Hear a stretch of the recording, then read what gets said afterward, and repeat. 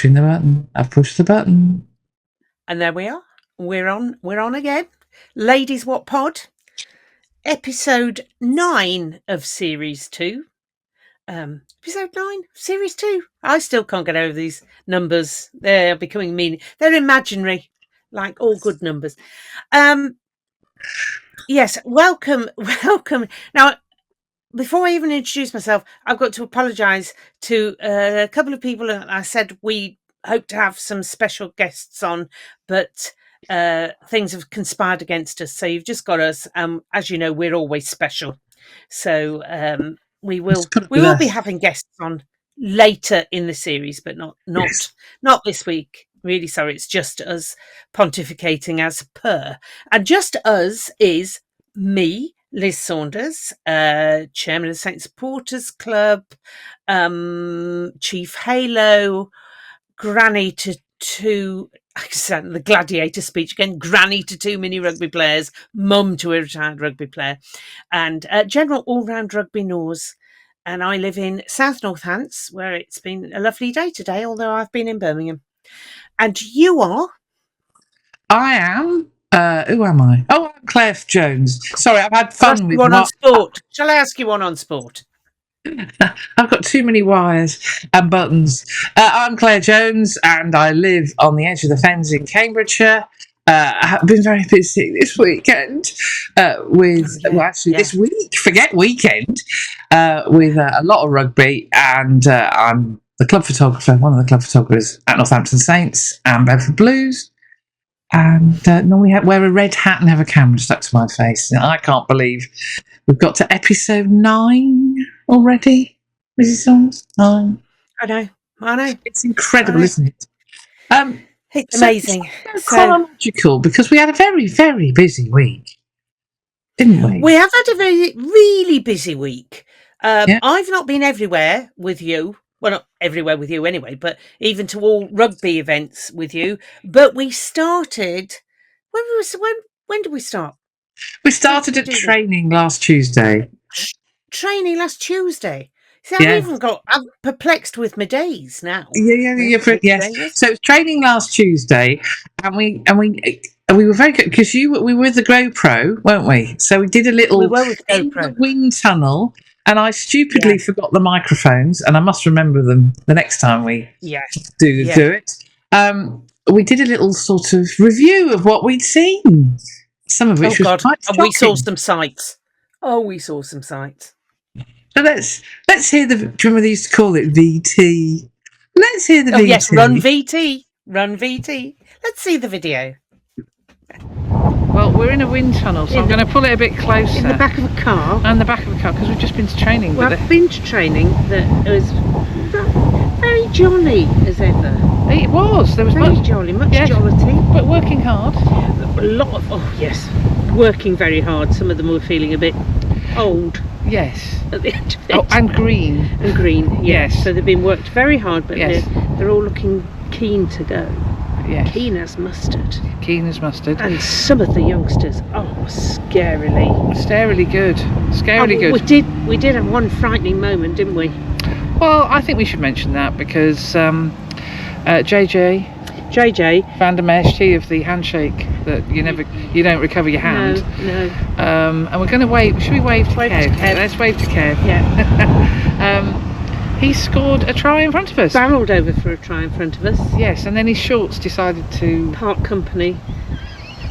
We saw more than we should have done, let's put it that way. The moon! Yes. But not quite, it wasn't the full moon. It wasn't the full moon, It was a partial moon. Yeah. But it was still a bit traumatised, if I'm honest, because it was quite close. Yes. It's all quite close. Anyway, so that was the excitement. We saw Adam Gums is back. Adam Gums, lovely photographer Adam Gums is back. I think we may have slipped out a shot there. So he's very jolly, and it's all been very jolly. It has been very jolly, and we're in the build-up to Saracens. We are. Yes. Yeah, and build up to some serious sheep news. We had a lot of sheep news today. Sheep news. Yeah, but I think more of that later. More, yes. Yeah. It was a good. Very jolly, lovely, windy, but dry and sunny. Yes. A lot of running. Not us. We did no running at all. we were worried that Ben Rhodes was going to make us run at one stage. At one point, yeah. Because we were asked to move so that Tom West could do some running, and we were worried that if we didn't move, we were made to run. That Ben would make us run, which is not a sign. Nobody needs that. Nobody needs that. No. Right, jolly good. Right, she's going. One other piece to report. I have paid the cake debt to young George Hendy. Yeah, and another coach. Can we say which coach nearly mugged him for it? It was. Well, Radders was an accomplice. Oh no! And he knows better than that. It was. No, can't remember. Saying that looks like a cake. I was busy defending the cake. Anyway, ladies and gentlemen, news from training over. GoPro, stop recording. See what I mean about the wind? Oh God, it was so windy. It was so windy. It was quite nice. It was. Nice. But the guys were, they were buzzing about the place, weren't they? They were buzzing about. There was lots of buzzing. Lots of buzzing and lots of talk about the match that we will talk about in a moment, which of course they were building up to, which was Saracens. Having had a bye in the previous week, they were off to the StoneX, again an away match for their first round, but the second round of the competition. Everybody following that? Yes, of the Premiership Rugby. Prem. Rugby Cup. Prem Rugby Cup. Yes. But before we talk about Saracens, you were a hobbing and a nobbing, weren't you? What, on Thursday night? I was apparently, yeah. So I went to the Life with the Lions, whatever they called it, Meet Our Lions, Thursday evening at the club. See, I'm quite concerned about myself. I'd completely forgotten I bought tickets for it, and people were talking about it, and I'm going, oh well, whatever. And then I had an email saying this is the plan, and I thought, why are they sending me an email? I haven't got a ticket. Oh, I have bought tickets for it back in July, so I'm a bit concerned that I am like proper losing the plot. Anyway, oh dear. So the IT department went off to walking rugby, which was beforehand. I went and looked around the foundation's Lions display exhibition thing that was in Captain's Bar, which was loads of information there, and some things that I don't think were necessary. I don't think a pair of Mitch's budgie smugglers were really. That was a bit. I've been quite traumatised by underwear this week, one way or another. Haven't you? What with the mesh underwear and. Thank God it got them on, is all I can say. So yes, so it was fascinating to see that. I a bit of a conversation with Claire from the foundation about Alex Corbusiero about whether he should have been on there or not, because although when he went on the Lions tour he wasn't a saint, but partway through the Lions tour he became a saint. So he well, if they had George North on the list. Yes, but George was. Then they should have Alex, because they were on the same tour. No, because George was selected to go on the Lions tour 4 years later when he was still a saint. So I think that was. But he didn't, because George played in 2013. They were on the same tour together. Yeah. But then he did a second tour. Oh, yes. Give over. Give over. If you can count Piers Francis as an England international as a saint, you can certainly count. Well, anyway, so that was a bone of contention. So I chucked that into the conversation, then sidled rapidly out and went and found my seat. I thought, let's see, I've thrown the hand grenade in. I've caused trouble. I'll move. So, yeah. But apart from that, there was a lot of people on there. It was quite interesting. And so Life with the Lions. So before you move off that, I'm actually going to be giving Claire a whole load of documents tomorrow before training. I'm delivering some boxes that somehow a long time ago I ended up looking after, and I haven't ever managed to give them back. But in those boxes is a really strange photo album. Actually, there's some photos that you need to see, because one of them is the Saint Supporters Club garden shed. The shed, yeah. The garden shed, which was turquoise and cream. Anyway, what was that about? Anyway, all the colours have just gone in the photograph. Anyway, there is a postcard from one Dickie Jeeps, scrum half of this area, had a farm not far from where I'm sitting here in Cambridgeshire, who went on the 1955 Lions tour to, wait for it, Rhodesia and South Africa. Okay. Yes, the days of empire. Which, of course, is the same tour that Finn's granddad Tom Elliott went on. Oh, is it? This postcard is clearly from South Africa, because it's got a postcode and all the rest of it. And the photograph was taken by a South African photographer, because the name of the company is on the bottom of the postcard. And it's a postcard of the squad photo.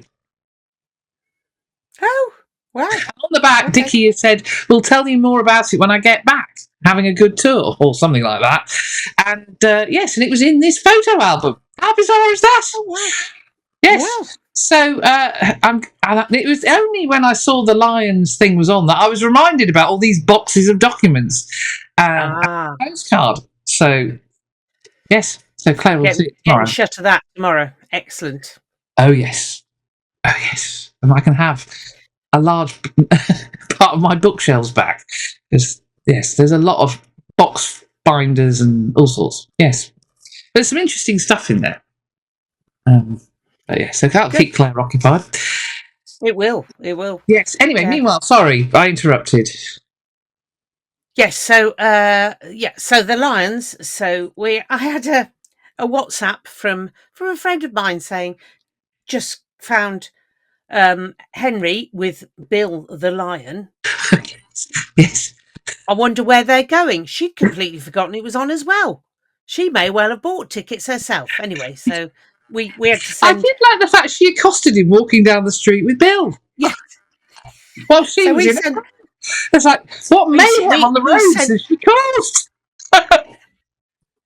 So we sent a message back saying we know where he is. Anyway, so Henry was there. So we're sitting there, and Graham was the MC, and it was really. I thought Graham did a really good job about making the lads relaxed and chatting about it, and they were just really good company, good entertainment. But the important thing was to get to photograph with Bill, of course. So Mandy Edmonds, I am mentioning. Go on, you go up. So I had a regular listener to the pod, I believe. Yes. So we charged the stage.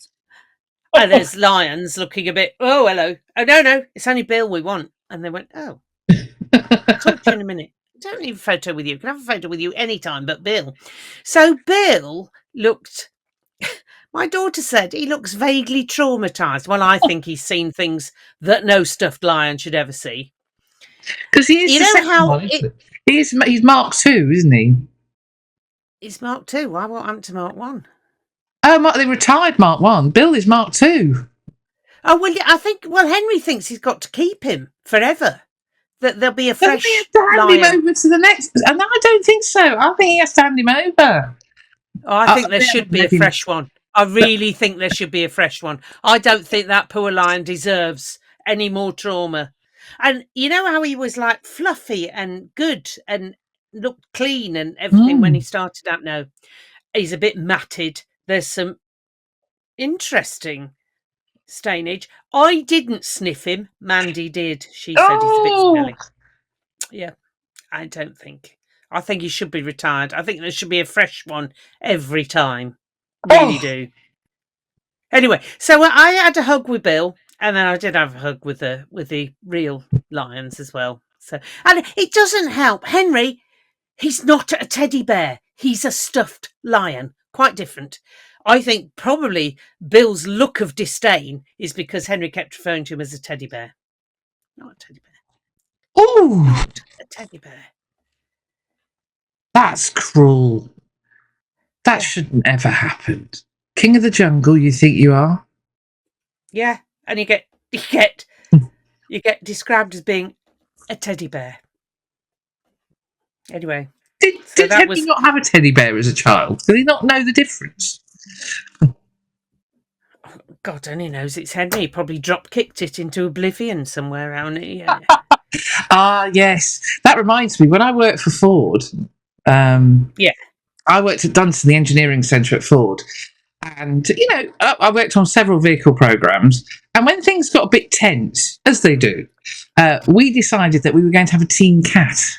Now, before anyone gets too upset, it was a Garfield. If you remember Garfield, because Garfield actually featured in a number of Ford adverts, and there was nothing more satisfying if you'd had a difficult meeting or you were just struggling a bit, picking up Garfield and hoofing him across the office. It was one of the most satisfying things you could do. It was particularly satisfying because we had little cubicles. It wasn't open plan So all you'd see is this orange cat arcing across the office. So I'm with him there. Well, I don't know. I mean, he may have had an array of cuddly toys that were all kept perfectly safe and pristine, but who knows?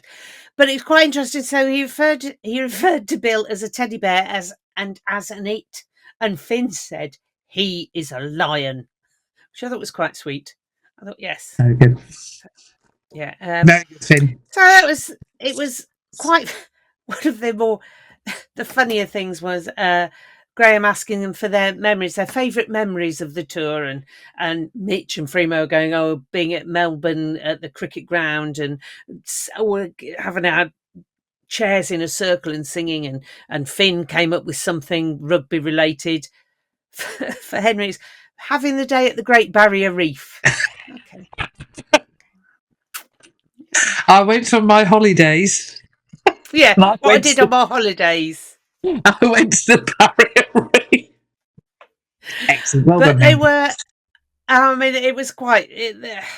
They were diplomatic about everything, but you could see they weren't diplomatic about James Lowe. I will not repeat what they called him, but it's what we've all thought about him. But it's. Finn and Henry did admit that the last 2 weeks were tough when they were just knew they weren't going to play, and it was it was hard. Felt they'd been away for a long time. When you're not allowed to play at the blooming back end either. Yeah, it's ridiculous. Right. Ridiculous. Anyway, so that was Thursday night. Well done, Mrs. Saunders, for keeping us in the loop what was going on there. Yeah, and wouldn't have. Even if you did forget you got tickets. We're going to talk about tickets, aren't we? We are going to talk. Oh, yes. Right, moving swiftly on to things we did know was happening. Yes, although and Dr. Jones quite a lot of North London didn't know it was happening because it wasn't an event, apparently. No, it wasn't real. It's not real, John. Yes, as a certain Ben Elton sketch went. So Saracens are allowed a number of events each year, and this was not one of them that was on the list. So the crowd had to be kept to 3,000. I think they achieved that beautifully, is all I can say. Must have been a struggle turning all those season ticket holders away. Oh dear. Anyway, all the Friday night in Barnet. All the on-street parking restrictions weren't any. There weren't any park and ride. There wasn't any.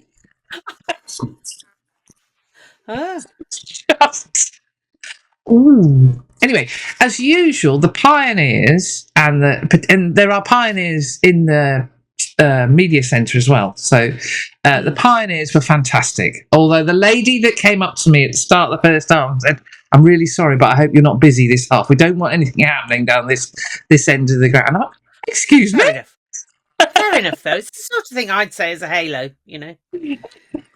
But no, they were absolutely lovely. And in fact, she was so concerned because Dr. Jones was waiting for me and sending me text messages at the end of the game saying, "Put them down, Jones." You know what that means. She was a bit concerned because he was sat in a stand on his own. So something might have happened. And she said, "Well, I've come to see you because I was a little concerned because you were still here." And he said, "Oh, fine. She said, well, I didn't want to head off for my pizza and then find something had gone wrong. Very sweet. Anyway. Oh, bless. So the staff were a delight as usual. The one thing you can say about the StoneX is the staff absolutely do a cracking job, and they did it on Friday in somewhat trying circumstances. Anyway, it was all a bit weird, and there was absolutely no atmosphere. If you were a Saracen making your debut, and I believe there were a few in the squad, flat as a pancake. Oh. Yes. So well done the Saints supporters who did go, because you could hear you. Oh, good. You were going to say but it wasn't that easy getting in for you. There was a bit of car parking, argy, I believe. Yes. So for all that, you would have thought parking would not be a problem for particularly somebody associated with grabbing people on site. And I should have media parking. Floats through the list. So for the second week running, I get you're not on my list. This time, I did not take no for an answer. And seeing the look of red in my eyes, he decided that he was going to give me a parking space. However, I bumped into Kath Lester literally a minute later when I was on my way into the ground. And she said, "Oh, what's going on with parking tonight?" She said, eventually I got in. And she said, but it was a real struggle. She said, but I did have the best reason for him letting me in. And I went, oh, what? And she went, I told him the game can't go ahead without me. She's the doctor. Kath is the doctor. Yeah. Not the doctor, obviously. She's not the new Doctor Who. But Kath is the club doctor, and each club has to have a doctor. So, yes. So unlike me, Kath did have the ultimate reason for being let in. Anyway, so on to the game itself. It was remarkably calm. It got a bit windy as the game kicked off, but normally that place is a wind tunnel. It was a lovely balmy evening. It was lovely. It was really, really nice. And they clearly have had something done to their floodlights, because I could see. Oh, wow. Yes. So, sorry, Julia, that's the second ground that's got LED floodlights, and this time I don't know who paid for them. Yeah, but they were definitely better. Much, much better. Our gold kit is just brilliant. Although cameras do not like a combination of our gold kit and that hideous number that Saracens are wearing this season.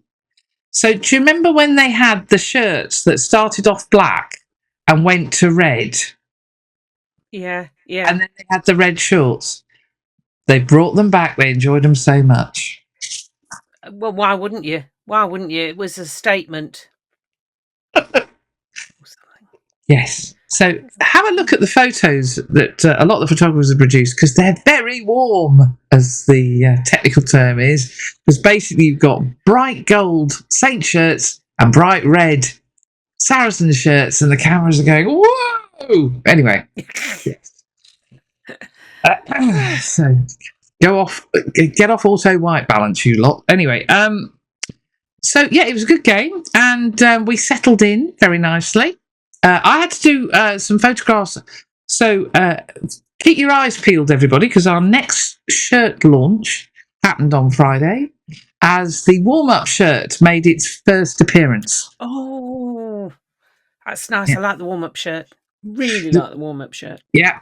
It has, across it really is across the chest, it says Northampton Saints Foundation, because the sponsor who's sponsoring the shirt has paid for Northampton Saints Foundation on the front, which is very nice. So I was tasked with taking lots of photographs. I think some of the players were a bit confused as to why I was taking quite so many photos of them. You know, you could see Callum Cheeks going, what is she doing? But I decided I needed lots of different players, because then, of course, you've got lots of... Anyway. I don't normally take that many photos of the warm-up. But anyway, I was quite busy. And then we arrived in gold, and Callum Chick. So I did ask Graham the question, and he came up with the answer, we think. When was the last time a Saints player made his debut and captained at the same time? And the answer is, we believe. And I checked. Graham didn't mention it on commentary, so I'm going to use this. No, he did. No, he did. Oh, he did mention it. I did mention it. Yeah, because I came up with the question. And of course, it's Corner Creeker. Now, what we don't know, Dr. Jones wisely pointed out that, of course, it has to be Jim Barker, him being the first captain. Yeah. But we didn't know between Jim and Callum had any others happen. Now, it will be really hard to work out whether that's the case for club matches so there are a lot of cup games, Pilkington Cup games, whatever, because the records aren't really very easy when you get back into the 80s, 70s, 60s and beyond. So it would take some working out to know if anyone made their debut in a cup game. And of course, with the Anglo-Welsh and now Premiership Rugby Cup happening at the start of the season, I wondered whether a new player like it, I'm going to say James Ram, but he didn't. He made his debut against Bath. Yeah, I think it was against Bath. I wondered whether one of the Premiership Rugby Cup games had thrown up that, but it doesn't appear to have done. So, But anyway, so Corner Creeker, for those of you who remember the outcry that happened when that happened. I was going to say, I feel this one was somewhat more popular than that one. Yes, and in actual fact, Corner ended up being the most loyal of the South Africans and actually became a bit of a cult hero, because for all the predictions of a demise and it's going to go to hell in a handcart on his part, because he'd always be sent off, he never got a yellow or a red in the entire time he played for Saints. And the provocation he came under, he because I was one of the, I don't know why he's going to be a walking red card, yada yada, and he wasn't. He was so good for us in a very, very difficult time. So, yeah. And he took losing the captaincy incredibly well. He kept playing, and he didn't, when Steve Thompson took over, when Wally took over, you didn't hear a peep out of him. And he had his shoulder rearranged by Fabian Palou in a certain Heineken Cup quarter-final. That was quite a tackle. And he didn't react at all. Although he was in a lot of pain, as I discovered when I chatted to him in the airport on the way home. Oof. Yes. Anyway, but it was an interesting question. So then Simon, our dear friend Simon, hello, Mr. Robinson, came up with the next question. When was the last time a Saints player who made his debut as captain scored a hat-trick? First time. Friday was the first time, I feel. Well, we can safely... I am going to check, because we hammered Bath in Corner's first game. So it might have happened. We just forgotten it. So I am going to check that one. But I think we're safe. I think we're safe that Callum has performed the first. And what first it was. He was on fire. He was playing out of his skin. And he's got a lovely smile, particularly when he's looking gun barrel down my lens. Thank you very much, Callum. Which he did several times on Friday. So we had 7 debuts. And you had a photo of the 7 debutants, did you not, No, afterwards? I had a photo of 6. There's one missing. Oh, who's missing? Amena. Oh, bless him. Yeah. So, but in that, we'll talk about Amena in just hold that thought.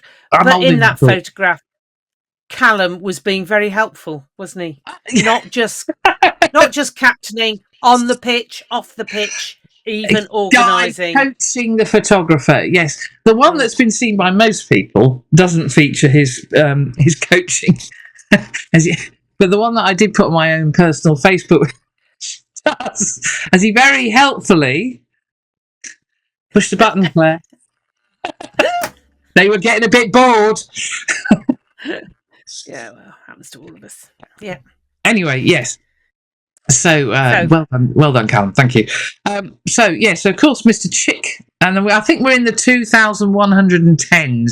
So I'm not going to give out the numbers, but it was Callum Chick, Anthony Bellow. Tone was on fire on Friday. Tone was on the money. Mr. Van der Mesht, who was just laying waste to anybody who happened to be near him. So I love his attitude of, I'm going to be. I don't care what you do. It's your own risk. Your own risk. I'm just going there. Just telling you, I'm there. Look, I'm going there. I don't know what you're doing. Yeah. Mr. Fischetti, Danilo Fischetti, James Martin, Eduardo. Not the chef. Not the chef. Edo. And yes, Edo. Whose mum had flown in from Milan, so I got some photographs of him with her. Oh, lovely. She's very pleased, apparently. And then, last but not least, who wasn't in the photo was Amena. Bakathal, we learned his name is, thanks to Ben. And poor Amena, he was running around like a spring chicken during the warm-up. He was looking very bouncy and ready to go, and it all ended incredibly quickly, such that I didn't even manage to get a photo of him, because when it happened, he was at the far end of the ground. So I haven't actually got a photograph of him making his debut, which I hate. That's such a shame. It's that blasted pitch. That blasted pitch, absolutely. We'll be looking after.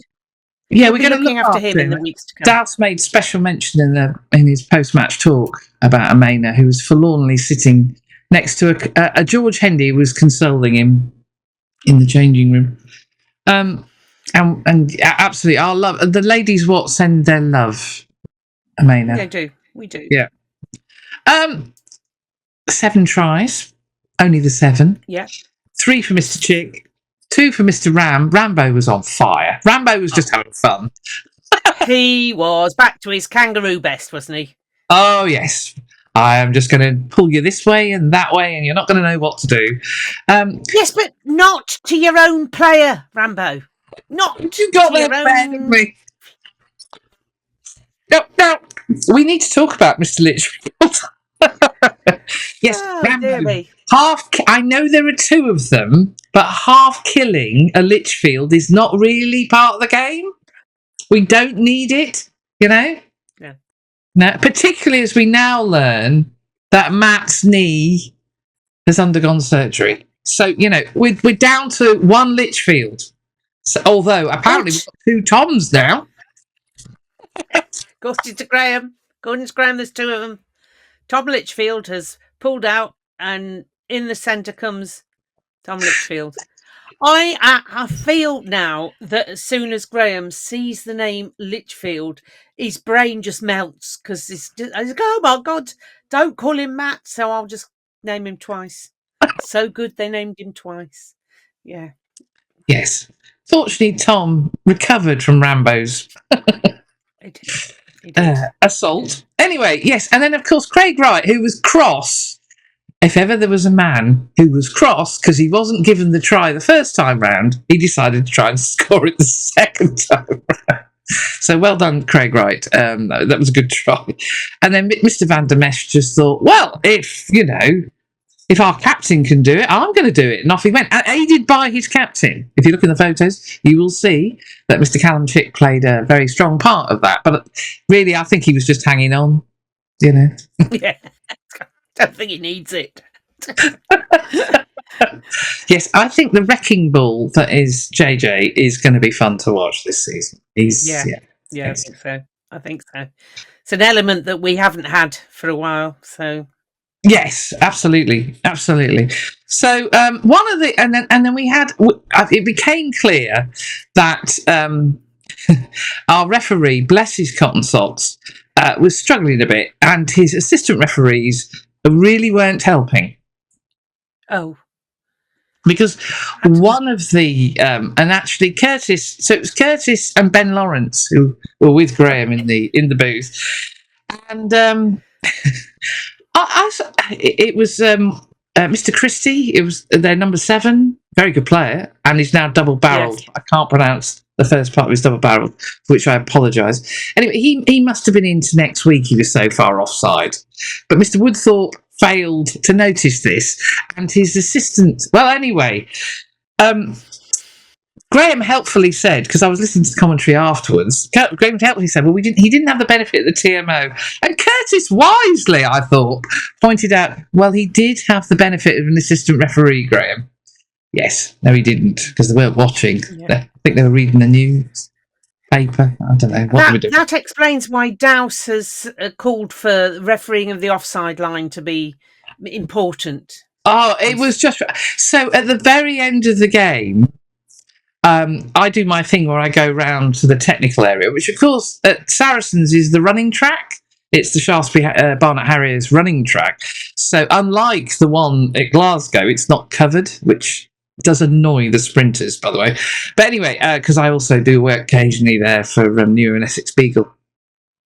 But anyway, so I stood behind Jake Sharp and George Hibbard and the S&C guys watching what was going on at the very end of the game, which is why I managed to get that photo that everyone loves of Hendo, who, rather than worrying about what's going on with Anthony Bella on the ground, is turning around to see his photo opportunity at the end of the game.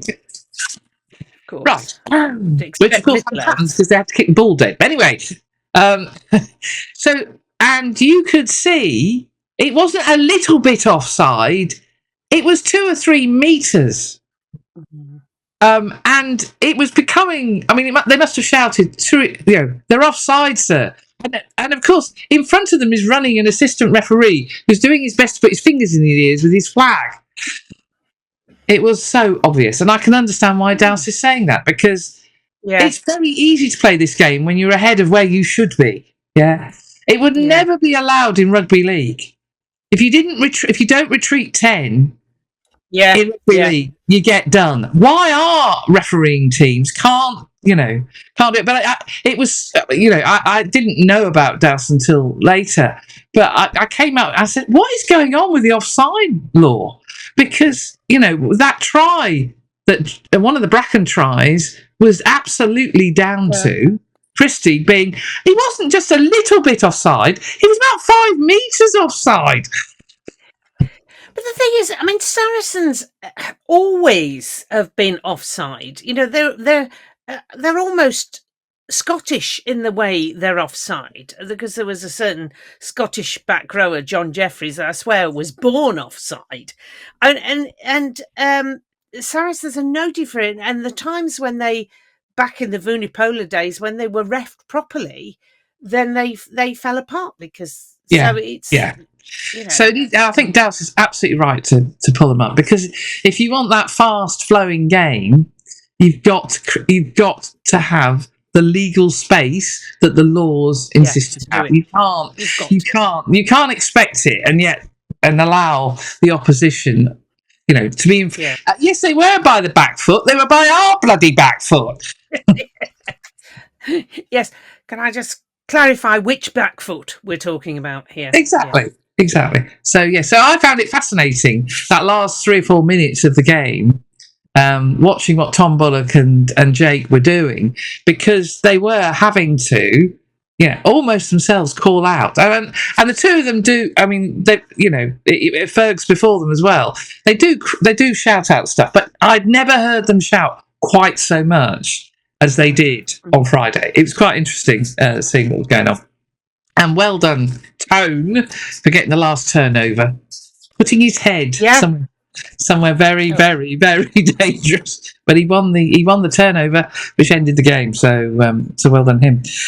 Brilliant result, and it means we. I was going to say, apart from, we don't really count that Gloucester game at the end of last season because it was on a hiding to nothing. So we take up the beginning of the season where we left off the end of last season, which, if you recall, was beating them in the dying seconds of the final home game, which was just so wonderful. Coming back, I mean, were they 28-0 up or something? Oh, crazy, they were something ridiculous. They were comfortably ahead, and we came back to win. Yeah. And we did celebrate, I seem to recall.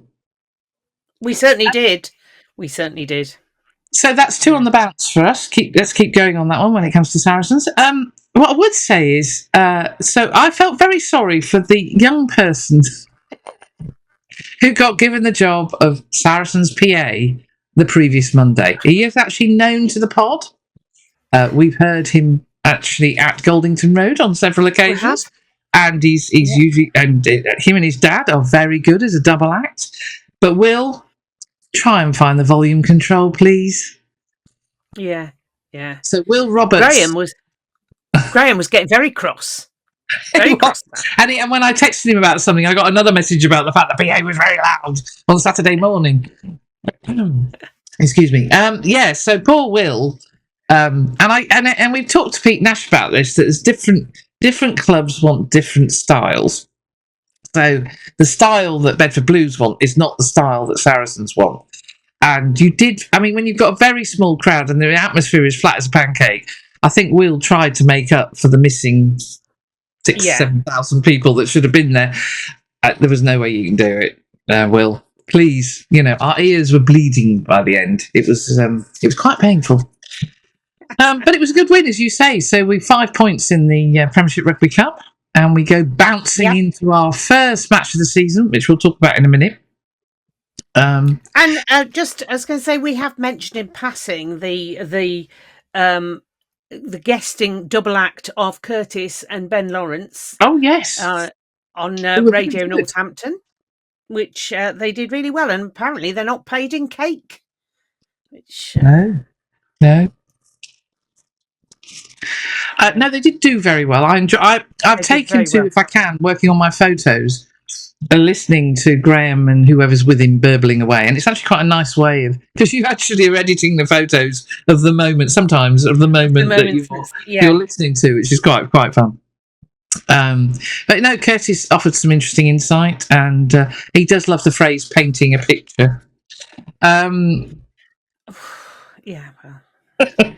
But no, it was good. It was so well done to Ben and Curtis. I thought they were very good. And then, we didn't. So I'd like to choose. I did mention this before. I'd like to choose the Ladies Wot Player of the Match and give out the Sgt Wilson Award. Yes. Yeah. And there is only one winner. I mean, they all were very good. They were, particularly the starting 15 were excellent. And once you start chopping and changing, it does become quite hard. Although some of the players who came on did very well as well. I would like, because he's done something unique. And he actually played really, really well. I'd like to award the Ladies Wot Pod Player of the Match to, Mr. Callum Chick. And I'd also like to award the Sgt Wilson Award to Mr. Callum Chick. He did well, did he? He was in the mould where Craig Wright's mouthguard went ping, so he's summoned from the field, and Mr. Woodthorpe has to sort of encourage him to leave. And Craigo was not wanting to leave. He did not. He was playing very, very well, and he did not want to go. And they sent the message on to send him off and to get his HIA done, and he was not going. And so Kira, if you look at my photos, you'll see a photograph of Kira pointing sternly at Craigo, saying, "No, go and get your HIA." And you'd never seen a man sprint into a changing room so fast as he did. Meanwhile, Mr. Callum Chick is just giving a knowing look to Mr. Anthony Woodthorpe and going, "I know, sir. I know.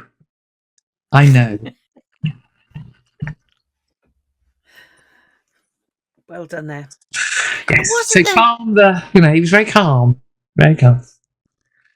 So, but Glasgow, there was a number of occasions it could have kicked off that Callum actually just kept it nice and calm. Yes. And he did a good job. So well done, Callum. Excellent. And of course it was great to see Big Trev back. Oh, Big Trev. Yes. So two Geordies in the team is going to be fun. Yeah, it's going to be At least fun. Somebody. They understand each other. There's another little competition there, isn't there, to be top Geordie? as well as everything else. Yeah, top Geordie. Well, I think Douse has already awarded who is. Yeah, well. And it's not. It went down very well. Anyway, yes. He's stirring the pot again, Mr. Dowson. Yeah, of course. Callum did lead the Shoe Army song. Shoe Army song. That must have been joyous. Joyous. Very joyous. There was a lot, and he was a little uncertain of what his role was because, of course, he won't necessarily receive the Alex Cole's training course. But yes, you see. But he was straight in there once they said, no, you just take your boot and you hit that bin. It's like, okay, if you insist. And he definitely knew the words. That wasn't the problem. It was what to do with his boot, which he quickly got the idea of, and away we went. So it's a good win. And then Saturday, we were out again. We were out again. Well, we were out for the first time. I was out again. Live. You were out again seeing live rugby. And over to Goldington Road for the Battle of Bedfordshire and the Baker Brothers Cup, is it? The Baker Brothers Battle of Bedfordshire Cup. Try saying that when you've had a few. Or if you've got a speech impediment, that could be quite difficult. If you're a ventriloquist dummy is going to struggle with that one. Anyway. Yes. Practice it. Practice it in the security of your own home and come and tell us when you've mastered it, please. Go, brothers. Got the gear. Yes. So, and it was great to see. So this was a pre-season friendly, although for a trophy. It's friendly with Bedford and Ampthill. No, it's a bit like friendly between Saints and Tigers. Exactly. And so you were busy on the GoPro. I did a bit of GoProing. It's not very. I've got to learn how to hold that blasted thing because it's not a flattering angle. But yes, I'll get there. And it was being a bit of a disobedient. It was being a bit awkward. I think people have been messing with my GoPro and it's no longer recognising my voice so well. I got the important bit. You did. Well, shall we see the video and then you can talk about it? Yeah, let's see the video. Yeah. No, it's just started recording now. Yes, it's recording. So here we are in Bedford, waiting to watch Bedford versus Ampthill in a so-called friendly, but I suspect it will be about as friendly as any Saints Tigers game has ever been. They're playing for a trophy. There's Bedford, resplendent in blue and pink warm-up shorts. Mrs. Jones doing her stuff on her fishing tool. Part of the IT department here as well. GoPro, start recording. So, a quick look at what's going on down there.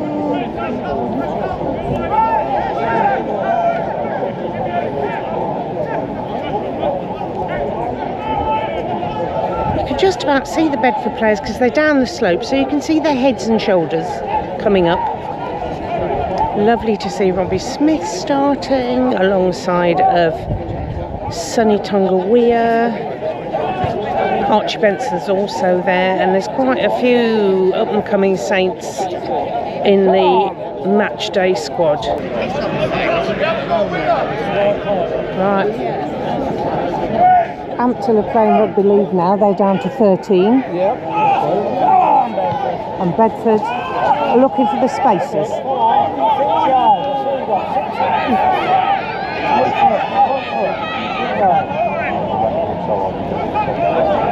Oh, go on, Sonny.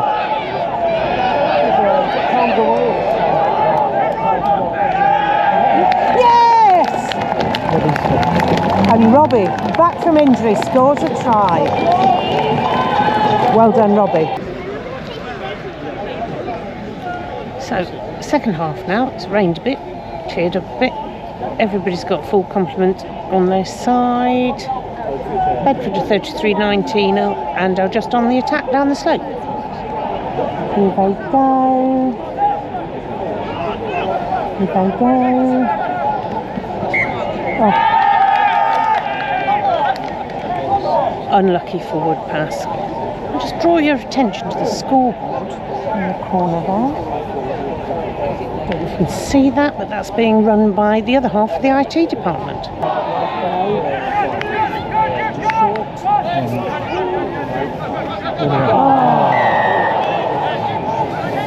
Fortunately, they got a penalty.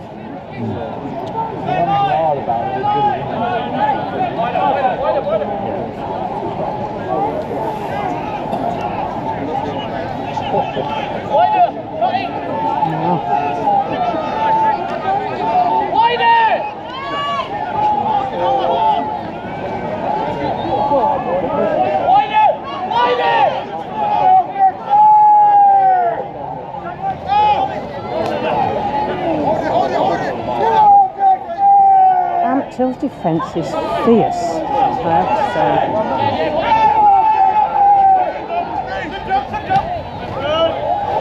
Oh, well done.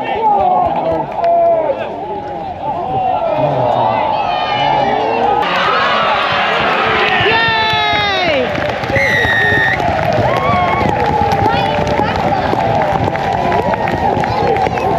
And finally, we get a score. He ghosted through, spirited across the line, and all that. You know I am now. Oh, yeah, right. You turned it round. Oh, that's good. You'll be worried there for a minute.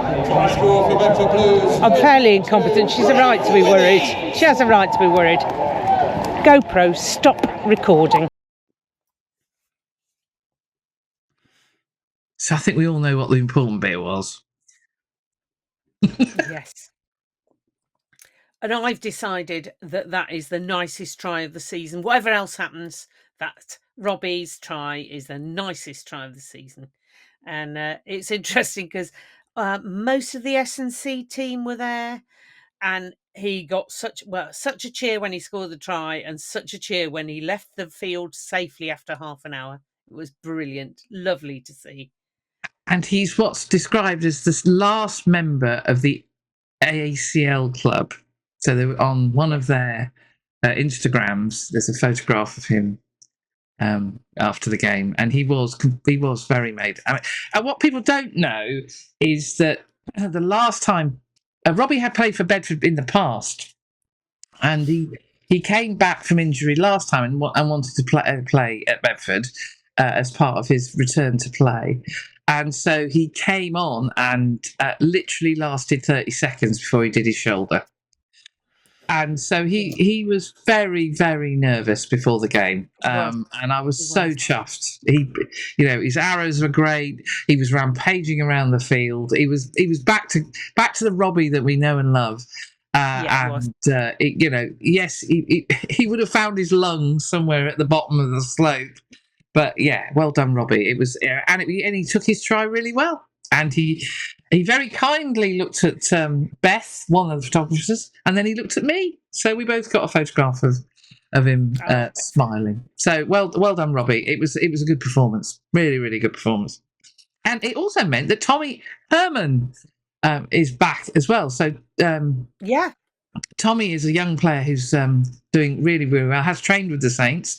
And he suffered an injury as well, but he was back. He was injured in Cornwall when they made that long trip down to Cornwall, and he was back. His arrows were a bit. Oh, I was like, oh, where's he going now?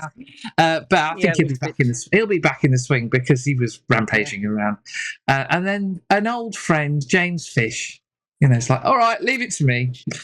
At the end, steady the ship.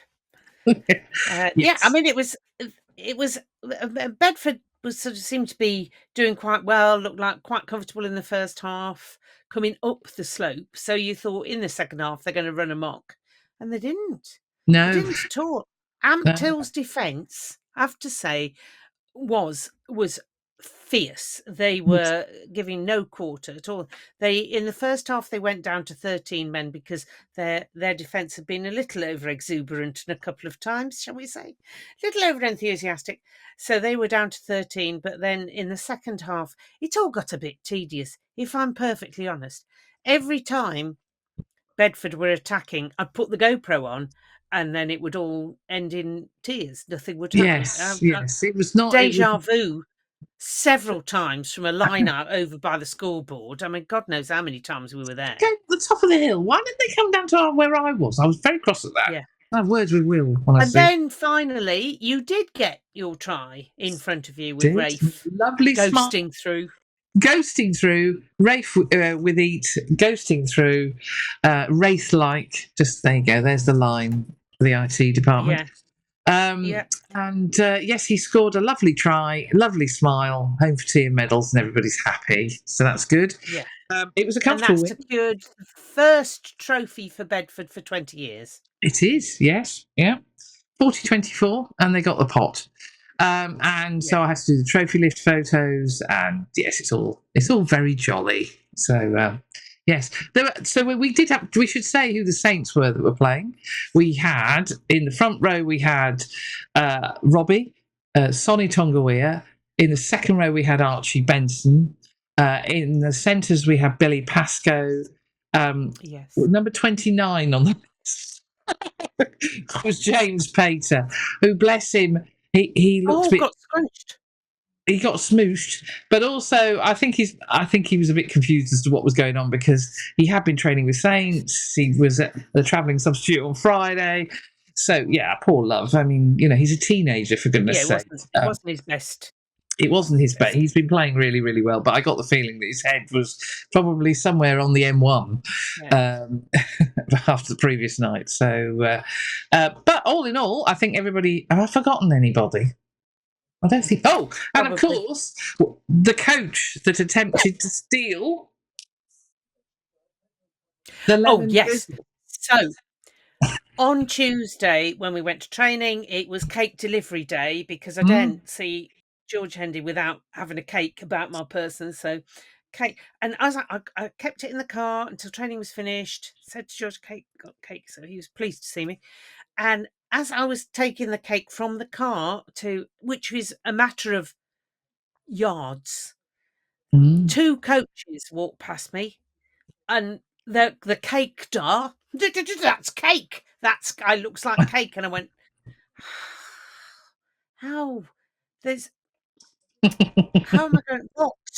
So I had to stand my ground and go, not for you, and give them a Paddington hard stare to get him to back off. Yeah. So George gets. And the cake jar was working particularly well because we learnt on Saturday that Mr. Jim Henry's favourite cake is lemon drizzle. And that was what I got for George, which there's none left now. And he shared it with somebody. Well, he said he wasn't going to, but he did. Oh, what a sweetie. Jim, I think, is helping with the scrum, he being a scrum coach, and he was going very well. I think Sonny was enjoying. Sonny's another one. How many people can I run up the pitch with? Yes. Yes, Sonny was looking. Robbie behind him going, I'll help you. Oh, I don't really need to. Yeah. I'll just tag around here then. Sonny, I thought, was looking as if he believed in himself. I mean, everybody else has believed in him, and it's just, but it looked like Sonny, to me, was as grown up and actually, oh yes, I can do it. So that was great to see. He was looking really, really good. Really, really good. And the crowd went home happy. Well, half of it anyway. Went home happy. We did. Went for a nice curry, didn't we? With Sherpa too. Very nice curry. Yeah. So well done, everybody. And a shout out for Archie Benson. Oh my lord, he was putting it about the place. Oh, he was. He was doing his best to score, but it didn't happen. But he was charging around. He was. The facials he put on, fantastic. Love it. Anyway, so we ended the game and then we went into the bar and we were watching the second half of a certain The semi-final. Red Weren't we? Roses. Yeah, blimey. That was tense. Mm.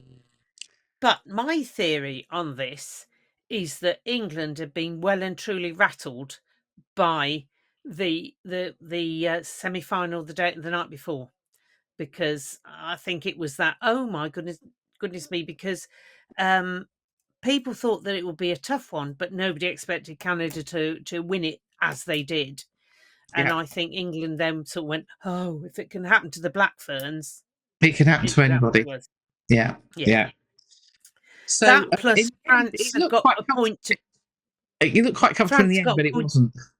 It wasn't, and I was going to say France had got a point to prove. That people saying they only beat Ireland because their players weren't sent off when they should have been, so they got a point to prove with the players they got, and that, they made it tough for England. So Yeah.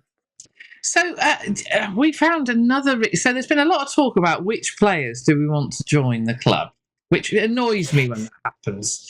It really doesn't. It irritates the hell out of me, particularly as you and I have talked about we have some world beaters. we do.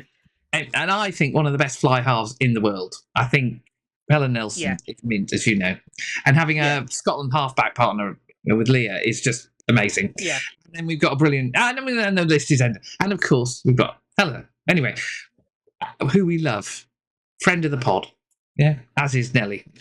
So, but last week we discussed a reason that we would want a player to join, not for her brilliant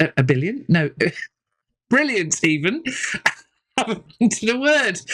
Crochet. A crochet hook. No, it's her crochet skills. But we found another reason why we would want Abby Dow to join her brother. Lightning. Her brother. And those of you with a sibling will know this is amazing. So her brother always dresses up as the opposition.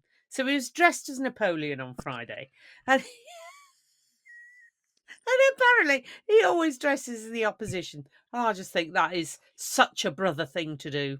Awesome. So, yeah. It was awesome. It was awesome. Yeah, our Waterloo, and we lost again. Right, it was his line. Yes. Although I did point out to Liz, that would mean if he did join Lightning, he'd have to come dressed as a tiger. So if he did come dressed as a tiger, I think we'd have to get Christy to put him up on the roof checking the solar panels, do an inspection of the solar panels. Something like that. Yeah. Yeah. But yeah. So, yes. So Red Roses are through to the final, and we wish them well. And that is next Saturday at the Allianz Stadium, aka Twickenham. Sell out multiple times. Well done to everybody who's bought a ticket. I will have my feet up in front of the telly. I think it's going to be a busy Sunday, but more of that in a minute. Yes, so well done to the Red Roses. Good luck to everybody in the team. It's a squad game. You don't get there with just the match day 23. So, we wish all our Lightning players well. You've done us proud so far, but let's go get the pot. Let's do it. Now we're there. So, yes, that's next Saturday. And then, of course, Sunday, we are back at the Gardens. But we need to do a little update we need to do before we go to Sunday. Oh, yeah. Okay. Toes? Yeah. So, yes, so we have no videos from the under 11s the International Man of Mystery. It's not his birthday. He did score a try, I think. No, he didn't. I can't remember. He wasn't there. I was hither and yon and paying as much attention as he was. So he's a little so-and-so. You can't complain. Yeah. But Harry, because he took a bump to the head the week before, so he's on his concussion protocols, which means he can't play for 3 weeks. And he was very good. He went up and watched what his lot were doing, and I went with him, and he was actually watching the forwards because he knows what the backs do. So he wanted to see what the forwards do because he wants to be scrum half, and so they were practicing being tackled and defenders coming in and where the scrum half would come and take the ball. So we were chatting about that, and he chatted to a couple of his coaches. So he did well, bless him. But he had new boots, but he didn't want to try them on because he can't wear them yet. So he's just cuddling them at the moment. So the 3 weeks. So that's a week down, Harry. There's only 2 more to go. 2 more to go, and you'll be out there running around like a spring lamb. Yes. Yeah. Yes. So well so done. No ill effects. He has no ill effects from the concussion, unless he's wound up his little brother so much that that Alfie's pummeling him, and then he goes, "You can't hit me! I've got concussion." Yeah, right. Yes. Now we have a rant, don't we? Oh, we do. Oh, we do. This has been building. This has been building in our house for weeks. In fact, it was on the script. It was on the script for the live show. Yeah. Oh, hello. Are you showing your phone? Phones. I'm showing my phone. It's only the Saints website. It concerns phones and apps, and the fact that every flipping ground you go to now, you need a new flipping app. So I've had to download and one for Kingsholm, going to Gloucester, and every adult apparently needs the app on their smartphone. What happens if you've got a phone out the arc that doesn't do apps? I don't know. Yep. So the number of apps that Dr. Jones now has a collection of apps, because you've got the Twickenham one and you've got the Gloucester one, and I think there was one. Was there one for Scotland? There was one for Cardiff. One for Scotland. The one for Scotland sent him round the twist. Yeah, there was one for Cardiff, and there's one for Exeter. Anyway, it's just endless. Get a grip. Now, there are only 10 teams. 10 teams in the league. Why can't you all share nicely? Yeah, but we have to be careful, because there'll be an app heading our way for the Gardens very soon. So that may just tip us over the edge, to be honest. Oh, can you imagine all the Halo questions you're going to get? They can't get me at work. Oh, the IT department are going to be clever. They can set up. Well, they will be. They can have their own. I'll tell you where I'll be setting up my Haloing, and that'll be inside the ground. I'm not doing the car park. I'm not going out there. Not that week. But just think, we could have a little IT department gazebo. We could. Yeah. No, because switch they're it on, useless. Switch it off again. Yeah. That's as far as it goes. Apps, not their thing. They're no. If you've got a tape or a punch card, you're away. But no, apps are not their thing. Young people for apps. Apps. Young man's game is an app. Paul's your man. Bless. So we're fed up. Fed up with ticketing apps. But yeah. Apart from that. So this weekend, yes, as you were about to say, but I dragged you back to toast. You were right, spot on to say that we are going our first home game. Well done! The ticketing gods were on our side, and we've got a home game as our first match of the season, Premiership match of the season, at the Gardens. 1 o'clock. Yep. It's on telly. Yep.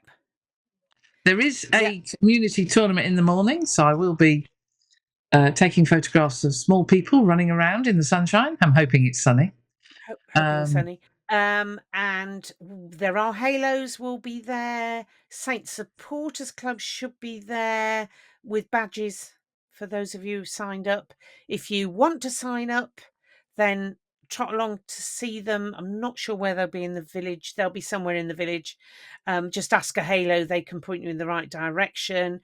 And just while I'm on the Saint Supporters Club bit, coaches are live for the games to Gloucester, the game to Bristol in November, and the game to Sarries at Tottenham.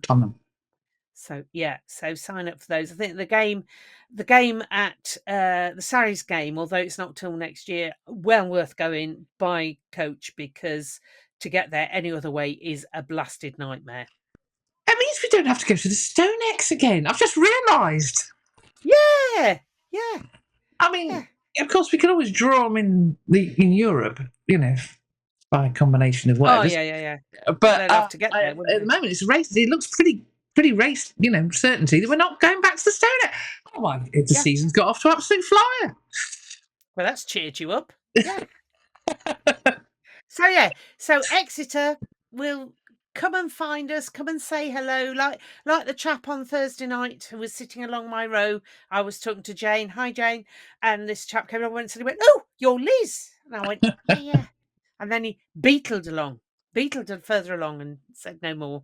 So, but thank you. We love people coming up and. Oh, we do. You can tell. Excuse me. Yeah, we absolutely do. We absolutely do. Although there weren't many people to come up. And obviously I spoke to Mr. Robinson on Friday. Yes. And Mr. Chris Hoddle was there as well. So we did. We talked to a few people, and of course Dr. T. But the mass thousands were not there. No, but there will be on Sunday. So we will see. If you haven't got a ticket, get down to the garden straight away. We've sold out of season tickets already, which is fantastic to hear. So if you want to see some live rugby with a team that are clearly fired up and ready to go, yeah. I mean, it's worth going just to see the likes of Callum Chick and the Man Mountain JJ Van der Mesh. Those two alone are worth the entrance fee. They are class acts. Chucking Tone at 10. Huh? And Tone. Don't forget Tone. Don't forget Tone. Tone and all your old favourites. But yeah, come on down and we'll see you there. Now remember, Archie's getting a bit sensitive about being called old. Who was getting sensitive? Archie, because I called him old last week at training. Yeah, well, I mean, he's all of 20. He must be 21 sometime in the next season. 20? And I went, well, you've got Johnny, you've got Aidan Pugh. Sorry, you're an old man now. Yeah. And then you've got Elliot, who told me he is old because he's the oldest man in the squad, which was slightly depressing at 33. Yes, and he is an outlier. He is an outlier. I thought his celebration on Friday, the hands in the air, the fingers up. So, particularly as I think his opposite number got binned. So result. Yeah. Well done, Elliot. Although it would have been nice if he was facing me, but hey, George knows where the camera is, you see. Endo knows where the camera is.